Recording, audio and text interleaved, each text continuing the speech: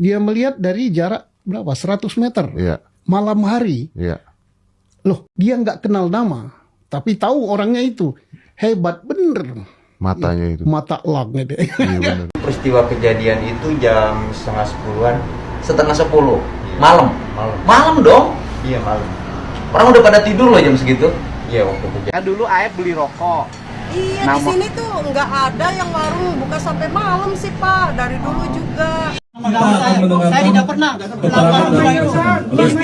Oke, saya berbicara tegas di sini ya, buat jajaran polisi Cirebon ini ya. Daripada kalian tidak bisa menangani kasus Vina ini, kasus pembunuhan, lebih baik kalian mengundurkan diri ya. Daripada kalian menangani kasus ini, kalian seret-seret ke sana ke sini dan kalian bulatkan, kalian blunderkan, membuat masyarakat Indonesia semakin geram, semakin benci, semakin meluak dengan pernyataan-pernyataan kalian yang DPO ini, tersangka ini, tersangka ini. Dan yang benar kamu salahkan, yang salah kamu benarkan. Lebih baik kalian mengundurkan diri, itu lebih baik, dan serahkan kepada kasus ini orang yang tepat. Dan buat Bapak Presiden Jokowi, tolong kami minta Bapak Jokowi tunjuk orang yang benar untuk menangani kasus ini ya. Daripada kasus ini tidak beres di Cirebon karena masih banyak kasus-kasus yang lainnya yang lebih bermanfaat daripada kasus ini. Daripada polis Cirebon ini tidak bisa menangani, lebih baik suruh mengundurkan diri daripada dia tidak bekerja dengan becus. Kita lebih percaya polisi tidur daripada polisi berdiri. Silakan Anda undur diri. Daripada kalian membulatkan kasusnya Vina ini ya. Indonesia ini masih banyak kasus yang harus ditangani. Bukan kasus ini. Kalian menangani kasus ini saja. Kalian sudah membelokkan sana sini. Masyarakat sudah geram, sudah benci, sudah meluak. Karena kalian sudah membelokkan sana sini. Membulatkan, menggingungkan, membagongkan. Kalau kalian tidak bisa, lebih balik kalian undur diri, letak jawatan dari jabatan Anda.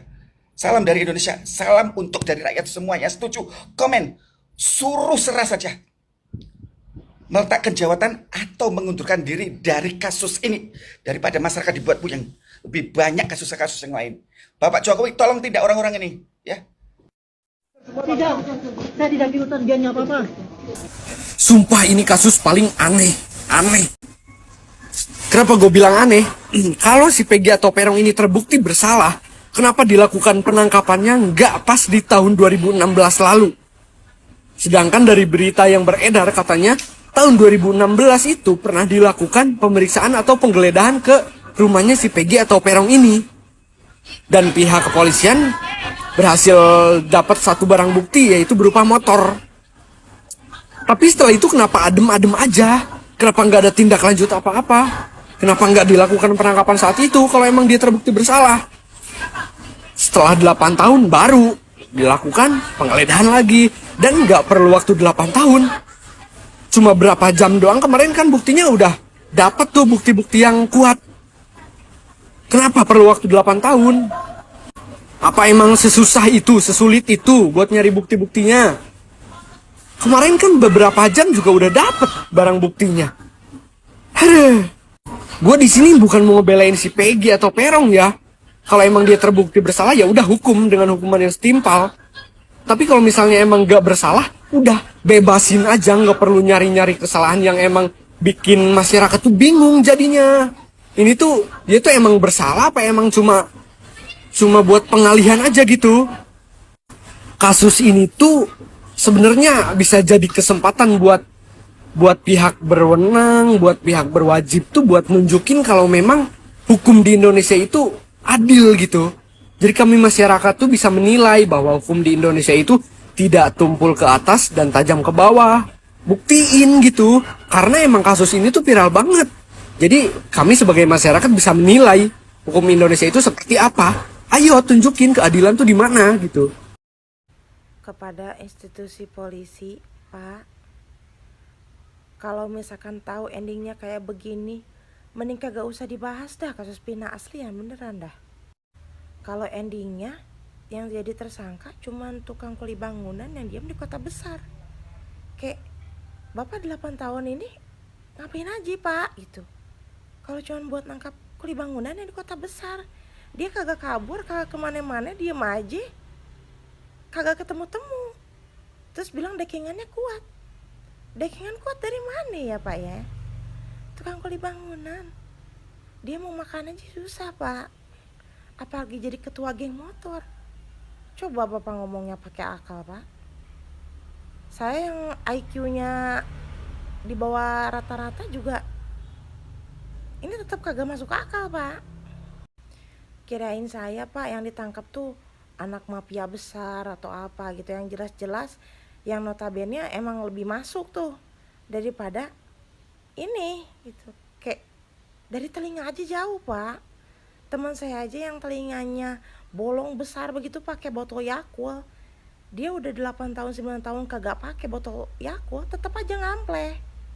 Bolongnya gede udah kagak bisa rapet-rapet. Lah ini gimana ya, Pak? Telinganya itu, gue sampai salah ngomong ini. Telinganya aja tetap rapi. Kagak ada bolong-bolongnya. Gimana ya, Pak? Kagak jelas ini. Apalagi tuh si Aep yang jadi saksi. 100 meter dia lihat kerumunan orang 100 meter. Terus dia bisa ngeliat bentukan mukanya kayak gimana. Malam-malam lagi, Pak. Itu matanya terbuat dari apa? Bisa sampai ngeliat begitu tajam bener mukanya, bentukannya kayak gimana. Terus itu judulnya 8 tahun yang lalu. Aep, lu dekengannya siapa, Aep? Sumpah dah, ini gue kalau ngeliat-liat ini negeri Konoha, kayak udah aja deh kagak usah dibahas Pinanya, bener aslian. Kayaknya kita sebagai orang-orang yang ngeliat kasus Pina udah ridho aja, udah kagak ada DPO, udah kagak usah dibahas, sumpah dah. Udah bersih, institusi polisi bersih, bagus kerjaannya, bagus, good. Warawiri ngaku jadi saksi kunci kasus Vina Cirebon. Keterangan sosok Aep diragukan ahli, bisa merusak proses hukum. Belakangan ini kehadiran sosok Aep dalam kasus pembunuhan Vina Cirebon usai Egy Perong atau Peggy Setiawan ditangkap mengejutkan banyak pihak. Salah satu Reza Indragiri, seorang ahli psikolog forensik yang juga ikut memperhatikan fenomena pembunuhan di 2016 tahun silam. Semenjak viral karena difilmkan, kasus yang tadinya sudah hampir terlupakan kini menjadi perbincangan hangat masyarakat di jagat maya. Namun demikian, kehadiran sosok Aep yang disebut-sebut sebagai saksi kunci kasus Vina dan Eki diragukan sang ahli. Pasalnya Aep muncul ke hadapan publik dan warawiri diwawancara media tanpa pendampingan pihak berwajib.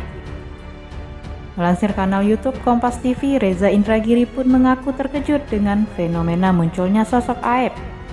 Lebih-lebih keberadaannya muncul ketika Peggy Setiawan alias Egy Perong, DPO 8 tahun, kini sudah berhasil ditangkap. Satu pekan ini memang ada dua hal yang mengejutkan atau bisa disebut juga menggembirakan saya. Pertama, yang DPO 8 tahun tak tahu rimbanya ditangkap, ungkap Reza dikutip Hops ID pada Minggu 26 Mei 2024. Yang kedua, kemunculan saksi kunci. Ia menyambung. Namun Reza ungkap dirinya akan skeptis menanggapi keterangan para pihak yang memberi pengakuan pada kasus pidana secara umum. Saya akan tetap meragukan validitas dari kemunculan pihak-pihak yang memberi pengakuan dalam kasus pidana apapun secara umum, bebernya. Bukan tanpa alasan, sosok ahli yang diketahui mengajar sebagai dosen psikolog forensik di Akademi Kepolisian itu pun sebut ingatan manusia mudah terdistorsi. Dalam keilmuan psikologi forensik sudah berkali-kali dibuktikan jika pengakuan yang mengandalkan ingatan manusia terangnya. Ingatan manusia itu mudah mengalami fragmentasi, terdistorsi baik karena keinginannya maupun pengaruh orang luar karena suatu hal, jelas Reza. Ia pun menegaskan jika dalam proses pembuktian kasus hukum pidana ada namanya adagium hukum. Satu saksi bukan merupakan saksi. Sang ahli menyebut jika hal ini telah dibuktikan melalui sejumlah riset keilmuan forensik. Ada namanya adagium hukum, satu saksi bukan merupakan saksi, dan ini sebangun dengan riset yang sudah lama dan sering terbukti dalam keilmuan forensik, papaar Reza. Hal yang paling berpotensi merusak dan bisa menghalangi proses penegakan hukum pidana adalah barang berupa pengakuan, kesaksian, tandasnya.